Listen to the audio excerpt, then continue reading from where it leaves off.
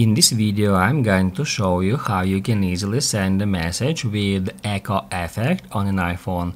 Be sure to watch the video to the very end so you don't make any mistakes. Let's get started, guys, and first off we need to open up Messages app. After that, enter a conversation which you would like to send a message to.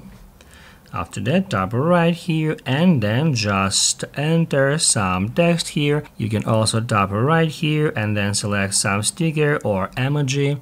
You can attach the effect to any type of message you would like to send.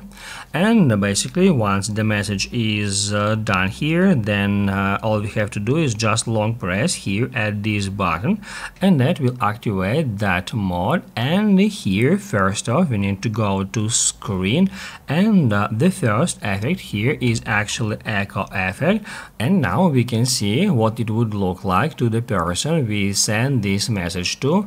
And then to send it, all we have to do is just hit right here at send.